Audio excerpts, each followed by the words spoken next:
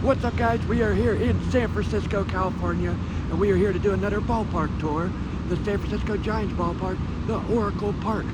I have been here before once. You can click on the link below of my experience at Oracle Park on a game day. But we are here to do a tour. I'm very excited, and so let's see Oracle Park. And I will, keep in mind, I will not be talking very much. I let the tour guide do that. So let's go explore Oracle Park ballpark tour.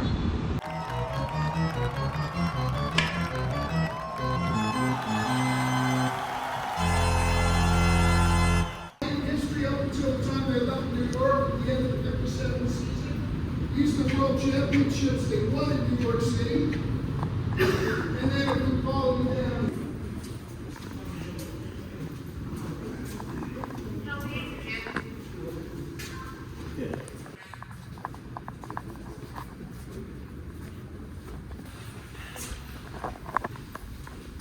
So one thing, ladies and gentlemen, before we go on the field, I just want to ask a favor of you. The groundskeepers have asked us to ask you to please refrain from going out on the grass or getting ready for the games tonight. You can see, so, on the warning track, that's fine, but just please don't go on the grass. Don't pull the grass. I had a guy one time say, didn't say anything about pulling the grass. All right, now I did. So why don't we come this way? Why don't you pull on the grass? People like that will take grass from everyone and grind it, whatever. Keep it at Our shoes. prove that they went to the park. Yes. Layers. You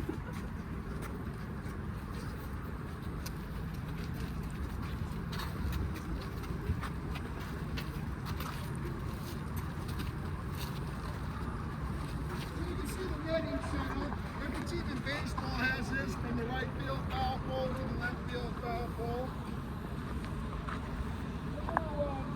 Make our way over to the Giant dugout.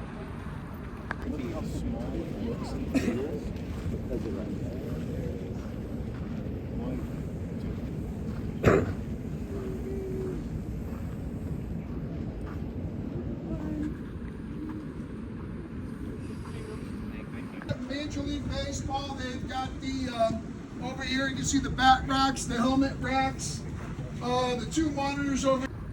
And then you've got your Wi-Fi boxes there that have the Giants logo on there. Nowadays they all have iPads to go over certain scouting reports, plays. So gone are the days of paper. So as you see, the Giants have 102 since the ballpark opened in 2000. I'm sure it won't surprise most of you very well. And then over above the left field bleachers, the Coke bottle, Coca-Cola paid the Giants $20 million for the rights to have that installed. It is at an angle, and it's at a 24-degree angle. Number 24 is.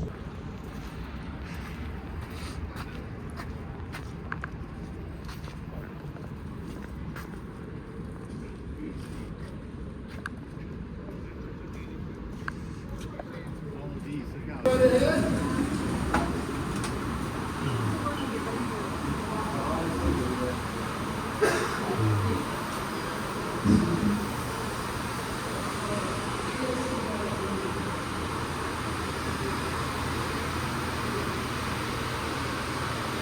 New concession over here, that was a big hit. It debuted last year. It's the Go. For those of you who like seafood, you can get a crab melt, you can get crab fries, clam chowder, fish and chips. Actually very good. And then behind me here, you need some place to wash down all that food. And so you got Murph's Clubhouse here. They make a very nice coffee martini and an Irish coffee for those cold night games.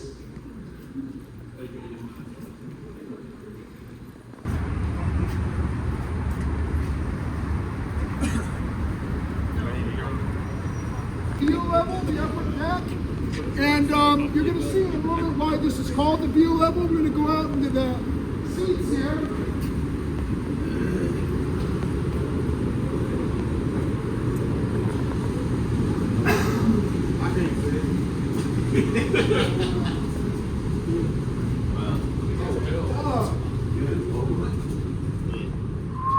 Actually, it looks a little hazy, but if you like, you can stand or you can sit down, however you're most comfortable.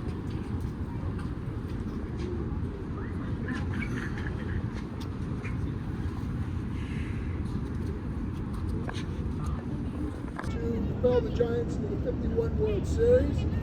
Any of you know why that's called the shorter around the world?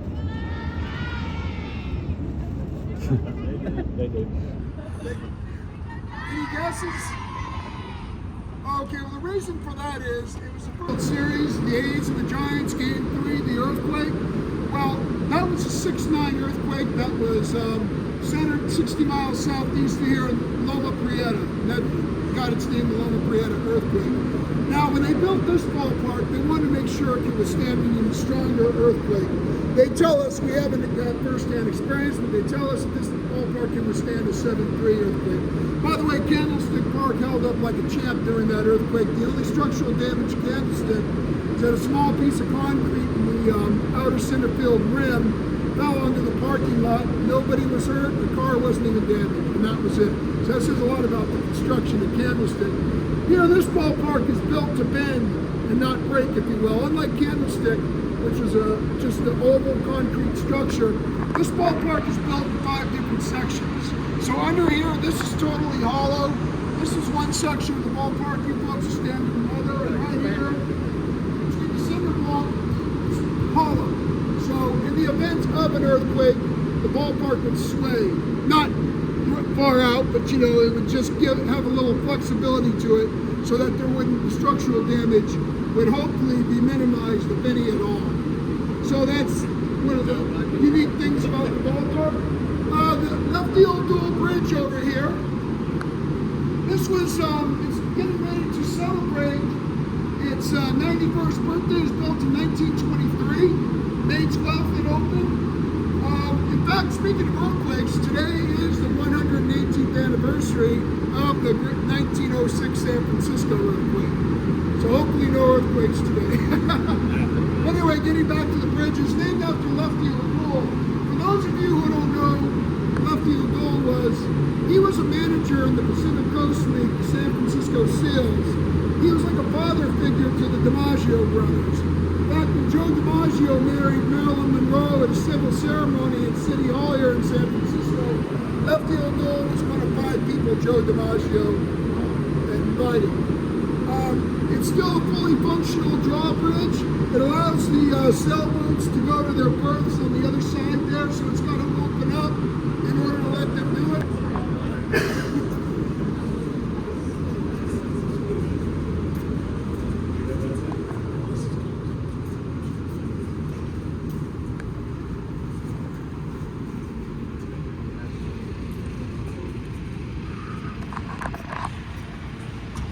So over here you can get a good look at McCovey Cove.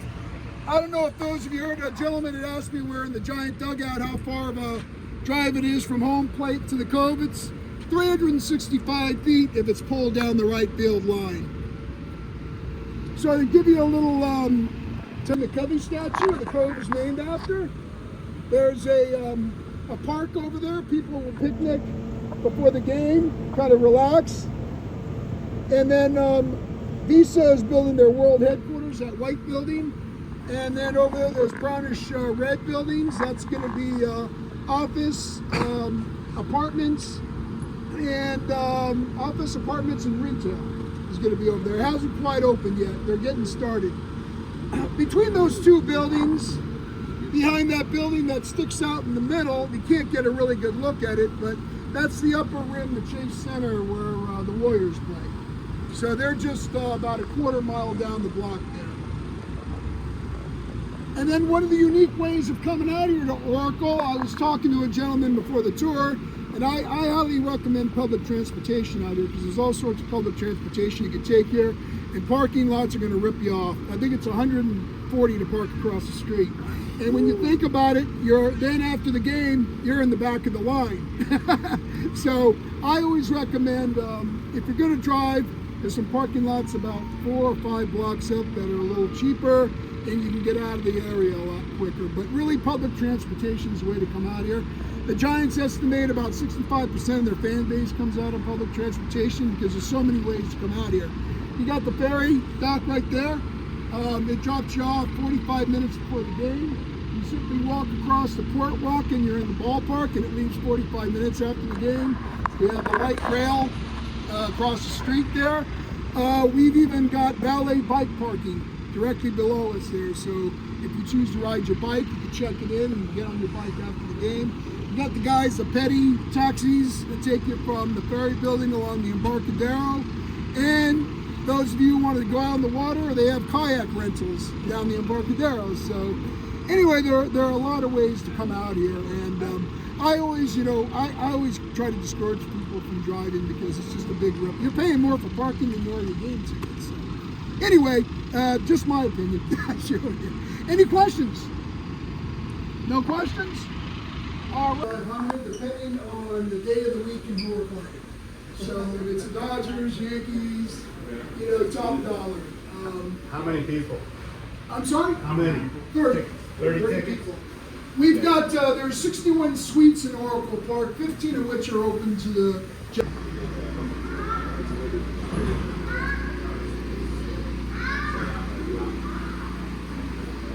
And that applies to really to any major league ballpark, is that, you've got the choice of sitting outside. It's too hot or too cold, you can come in here. There's a lot of tables set up here during the game, so you can sit at a table, watch it on a monitor, stand, watch against the glass if you feel up to it.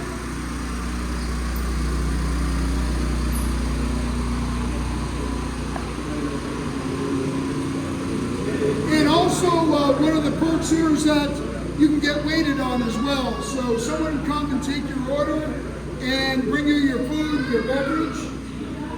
Now, one thing I want to bring to your attention is in center field there where it's open under the netting. That is a vegetable garden down there. And under the bleachers, there's a concession stand called the garden. So everything grown there is served there. People these days are eating healthier. Obviously, I'm not one of them. I still like a beer and a hot dog at a baseball game. For people who are vegetarian, vegan, they got a concession stand back there, and actually the food is very good. And some people, nothing says baseball like a hot dog and a beer. Others, it's an arugula salad, Moscow with a kale shake. There they have it. And that's the actual photo of Willie Mays making the catch there at 460 feet from home plate. Madison Bumgarner, who had a great World Series in 14. These are the Giant Hall of Famers, Orlando Cepeda, Juan Marichal, Gaylord Perry, Willie McCovey, and Willie Mays. Unfortunately, Gaylord Perry and Willie McCovey have passed since this picture was taken. And then this on the club level, and this is privy to folks who sit in the club level, this is the Giant Museum. This is what Giants have done after their careers are over. Tim Flannery, he has a band called Lunatic Fringe, and he cruises up and down California, plays with his band. Chad Zerbe, he was a pitcher for the Giants. He's now a deputy sheriff. This one's kind of funny. Jack Tashner, he is a police captain in Wisconsin, Appleton, Wisconsin. I had a couple who were on the tour said, "Hey, that's Jack." They didn't know he played for the Giants. They knew him in Appleton, but didn't know he had a major league career. Archibald Moonlight Graham, who was portrayed by Burt Lancaster in the movie Field of Dreams. Kelby Tomlinson, kind of ironic, always wore glasses during his playing career. He became a optician. And then over here we have the Peanuts display, Lucy, Snoopy, and Charlie Brown. In Giants gear, Charles Schultz was a Giant fan. He lived just 50 miles north of here in Santa Rosa, California, and his wife is curator of the Charles Schultz Museum. And Tyler Walker, he's from the Bay Area. He's now a commercial real estate agent in Marin County, just north of here. Lance Negro had a brief career with the Giants. His uncle was Bill Negro. His dad was Joe Negro. They both had major league careers. Christy Matheson tragically died young from tuberculosis at 25. Eddie Grant. He was unfortunately killed in World War I. And they had in the center field and polo grounds, they had a plaque to commemorate his service and his playing career with the Giants. Lefty O'Doul, I was telling you about upstairs. That's who the bridge was named after. Lefty was also a. So this is baseball's Green Glove Award. The Major League Baseball started handing this out in 2008. And as you can see, the Giants are very proud to say they have won this 13 of the 15 years it's been in existence. This goes to the team that keeps landfill,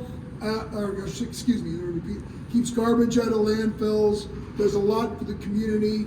We replace our field every 3 to 5 years, so we donate the grass to Little League fields here in San Francisco. In and around, the Giants are responsible for a lot of tree planting, giving to homeless shelters, food and money and everything else. And then as you can see over here, the LEAD Award, which is quite an established award. The Giants have won it at every level, platinum, silver, and gold. And that's leadership and environmental design. And anyway, the Giants lead the way as far as that's concerned. Baseball hands this award out Earth Day, which I believe is coming up, correct me if I'm wrong, April 21st? Next week.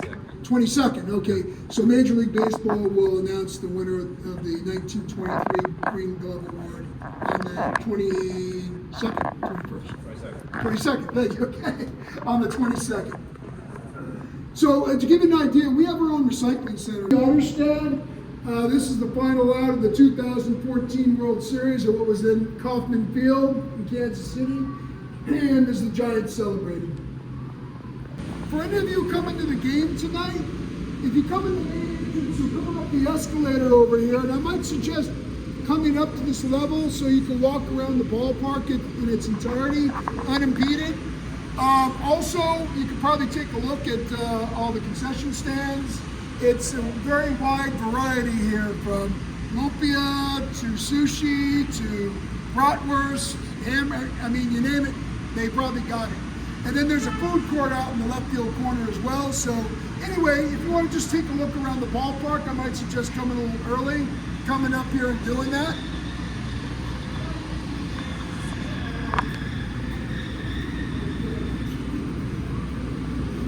And then over here, we've got the World Series trophies the Giants have won, 2010, 12, and 14. Give you a little background on the trophies. Made by Tiffany and Company, made of sterling silver. They're worth approximately $15,000. It weighs about 30 pounds. You got 30 flags on there, signify all 30 major league teams. Baseball didn't come out with this trophy, start giving this trophy until 1967. When the St. Louis Cardinals defeated the Boston Red Sox. Sorry, guys. Good for me. All right. And then it didn't get its name until 1985. I remember it was so popular. Supposedly it can't get to the world. Everybody knows the blue call. Shout out to Whitey Herzog, who just passed away. Yeah. But anyway, it didn't get its name until 1985. Do any of you know the name? Because we're going to try to call him our opposing manager. In this case, it's Torrey Lovello and not Dave Martinez. The Wi-Fi access. And what they'll be serving. So the food here is usually very good. From what I hear, I've never had it. I know, that's cool. All the World Series tickets.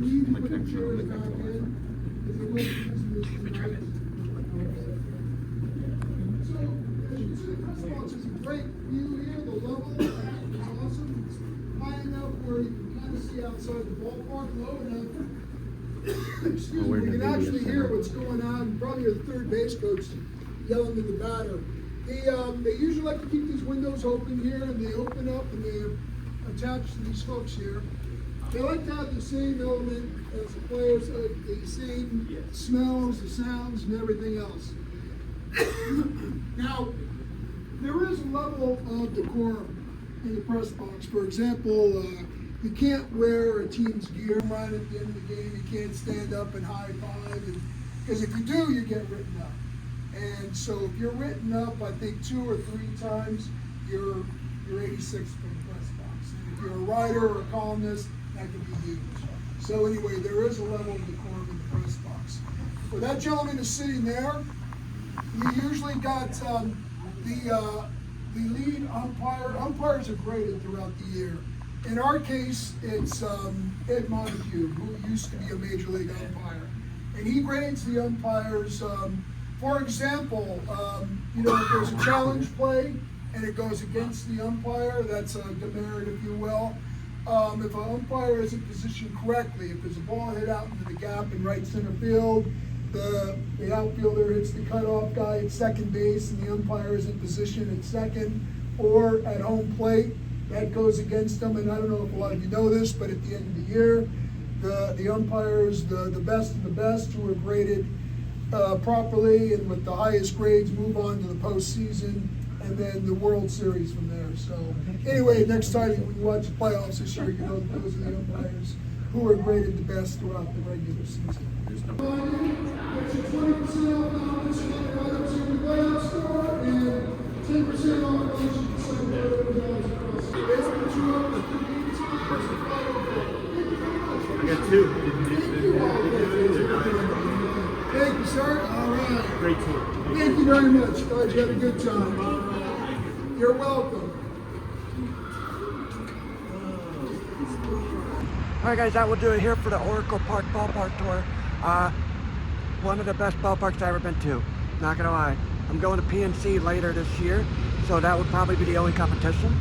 And if you do the ballpark tour, you get 20% off merchandise. And I got a push of the Lucille boat. Thank you guys, everybody, for watching. If you made it this far in the video, comment below. What ballpark tours have you done, and what's your favorite ballpark? Thank you guys for joining me. Have a great day.